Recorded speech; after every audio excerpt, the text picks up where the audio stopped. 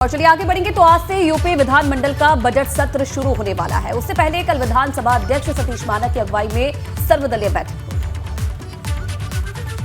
Budget सत्र को लेकर बुलाई गई सर्वदलीय बैठक में सत्ताधारी भाजपा और उसके सहयोगी दलों के अलावा समाजवादी पार्टी, कांग्रेस और बसपा समेत बाकी दलों के नेता शामिल हुए। बैठक में बजट सत्र को बिना हंगामे और शोर शराबे के सुचारू रूप से चलाने को लेकर चर्चा हुई।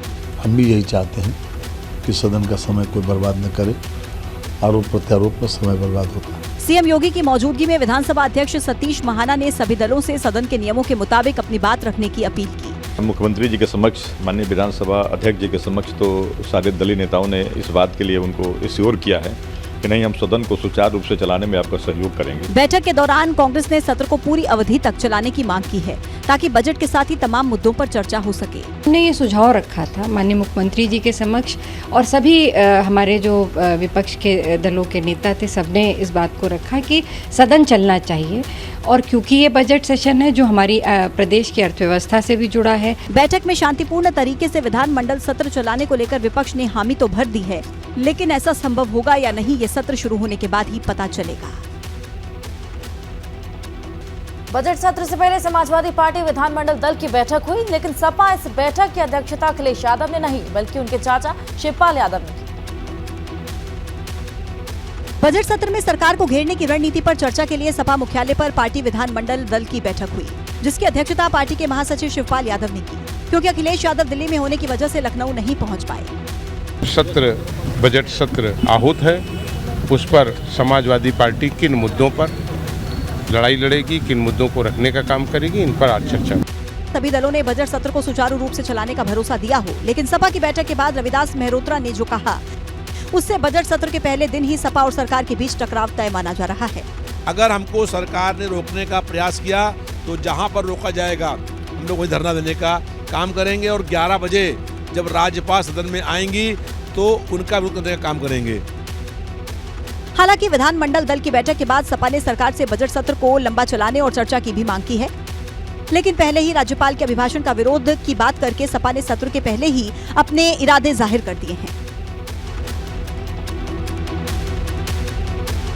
इधर समाजवादी पार्टी प्रदेश में ब्लॉक स्तर पर जातीय जनगणना शुरू करने को लेकर अभियान शुरू करने वाली है।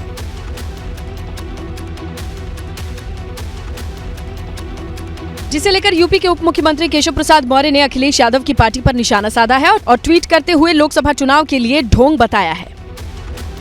कहूंगा कि समाजवादी पार्टी के मुखिया श्री अखिलेश यादव जी को जाति जनगणना से पहले जाति न्याय अगर करना है तो समाजवादी पार्टी के अध्यक्ष की कुर्सी को त्याग करके किसी अन्य को सौंप देना चाहिए। समाप्त होती हुई समाजवादी पार्टी शायद डूबने से बच जाए। दरअसल समाजवादी पार्टी ने जातीय जनगणना को चुनावी पत्र में शामिल किया था, जिसे लेकर के चरणबद्ध तरीके से आंदोलन भी करने वाली है सपा। इसका पहला चरण 24 फरवरी से शुरू होने वाला है। केशव प्रसाद मौर्य ने सपा के आंदोलन पर भी हमला बोला है। हुई समाजवादी पार्टी शायद डूबने से बच जाए। समाजवादी पार्टी का थिंक टैंक भाजपा के 80% हिंदू, 20% मुस्लिम के फॉर्मूले पर 85-15 वाले फॉर्मूले के जरिए मुकाबला करना चाहती है। अखिलेश के फॉर्मूले में 85% ओबीसी और दलित हैं, तो 15% अगड़ी जातियां शामिल हैं।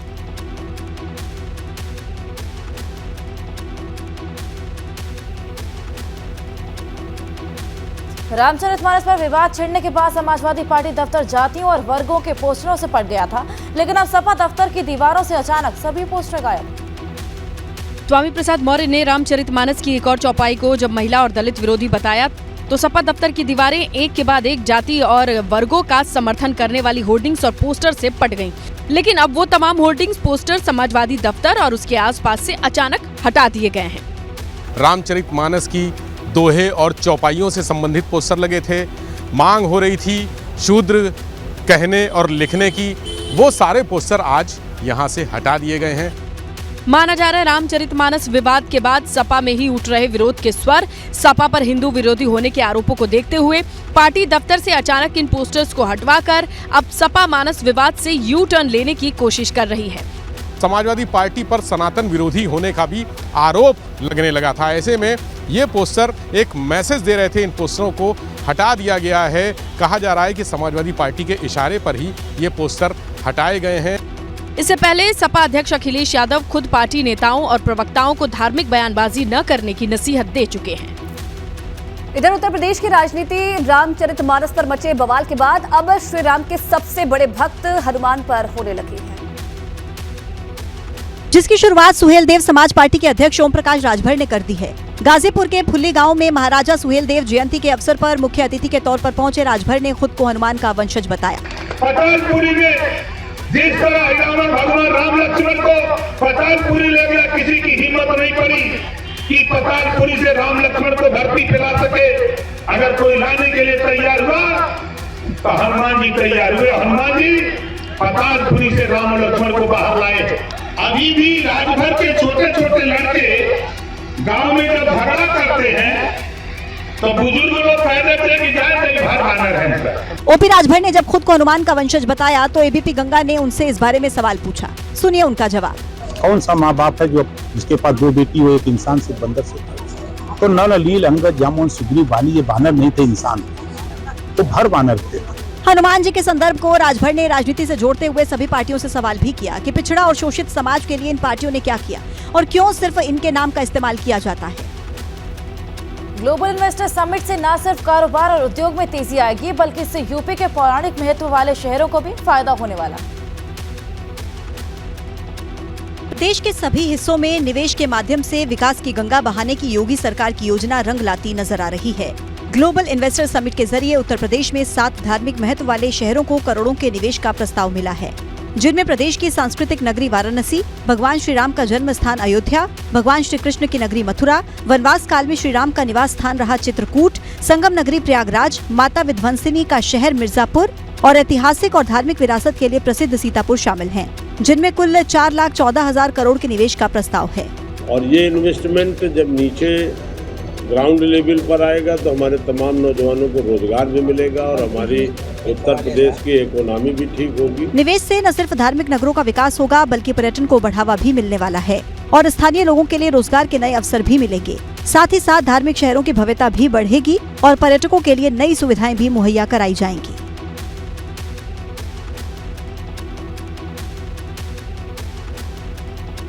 इधर रामपुर से 10 बार विधायक रह चुके आजम खान की हनक पर उन्हीं के घर पर हथौड़ा चला। दरअसल रामपुर के बापू मॉल के बाहर यूपी के पूर्व कैबिनेट मंत्री आजम खान के नाम का शिलापट लगा हुआ था, जिसे अखिल भारतीय मुस्लिम महासंघ के अध्यक्ष फरहत अली खान ने हथौड़ा चलाकर तोड़ दिया। जो हमेशा राष्ट्र विरोधी रहे तो लाजमी सी बात है कि ऐसे लोगों को तो हमारे प्रशासन को, हम सब शरीफ लोगों के ऐसे शिलापट को लगा नहीं रहने देना चाहिए। फरहत अली खान जिस शिलापट को तोड़ रहे थे उस पर पूर्व मुख्यमंत्री अखिलेश यादव का नाम भी लिखा था।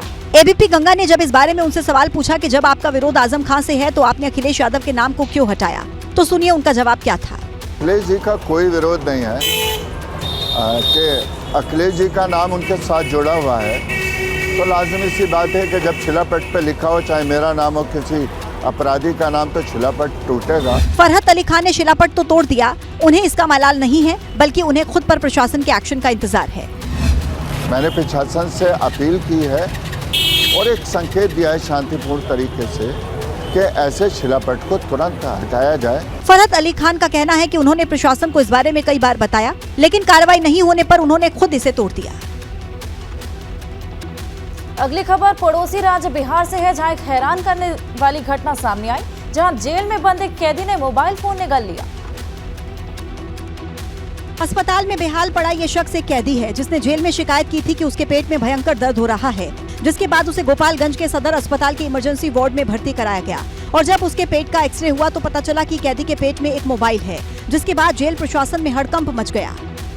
ये कैदी एडीपीएस एक्ट में गोपालगंज जेल में बंद है, जो जेल के अंदर चोरी छिपे मोबाइल का इस्तेमाल कर रहा था। तभी अचानक जेल में हुई चेकिंग के दौरान बचने के लिए कैदी ने मोबाइल को मुंह में डाल लिया और निगल गया।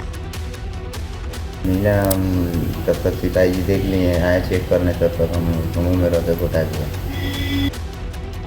कैदी ने बताया कि वो चीनी कंपनी का एक छोटे आकार का मोबाइल फोन इस्तेमाल करता था और उससे चोरी छिपे जेल के अंदर से अपने घर वालों से बातचीत करता था, लेकिन फोन निगलने के बाद उसके पेट में भयंकर दर्द होने लगा।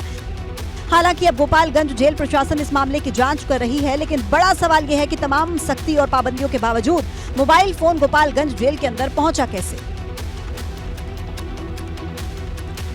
वहीं गुजरात के मेहसाणा जिले में पूर्व सरपंच ने अपने भतीजे की शादी में लाखों रुपए हवा में उड़ा दी, जिसे इकट्ठा करने के लिए सैकड़ों लोगों की भीड़ जमा हो गई, जिसे खुद दूल्हे के रिश्तेदार और पूर्व सरपंच करीम भाई दादू भाई जादव उड़ा रहे थे।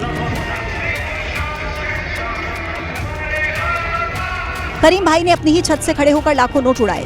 इस दौरान नोट उठाने के लिए घर के नीचे लोगों का हुजूम इकट्ठा हो गया, जिसमें कई लोगों के बीच हाथापाई तक की नौबत आ गई। मामला गुजरात के मेहसाणा जिले के अगोल गांव का है, जहां पूर्व सरपंच करीम भाई दादू भाई जादव के भाई रसूल भाई के बेटे रजाक की शादी थी। इस शादी की खुशी में घर के लोगों ने अपने मकान की छत पर खड़े होकर नोटों की बारिश कर दी, जिसमें 10 रुपए से लेकर 500 रुपए तक के नोट शामिल थे। जिस समय करीम जादव नोट उड़ा रहे थे, उनका भतीजा रजाक उस समय गांव में बारात लेकर निकल रहा था। हर कोई अपनी शादी को यादगार बनाने की जुगत में नए नए तरीके अपनाता है, लेकिन ये वीडियो तो पहले ही सोशल मीडिया पर वायरल हो गया, जिसके बाद इस शादी की चर्चा हर तरफ हो रही है और लोग कह रहे हैं चाचा हो तो ऐसा।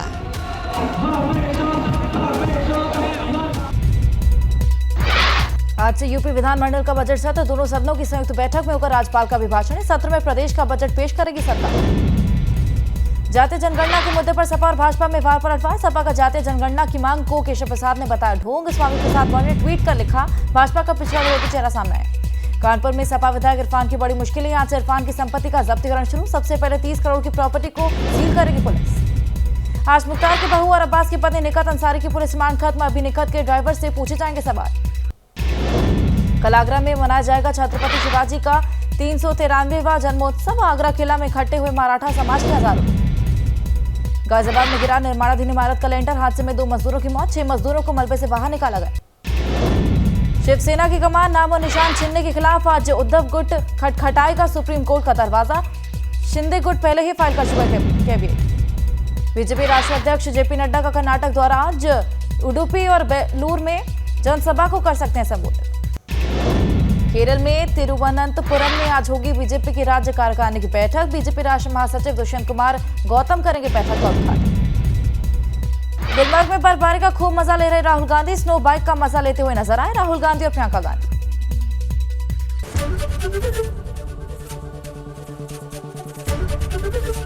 एबीपी गंगा, खबर आपकी, जुबान आपकी।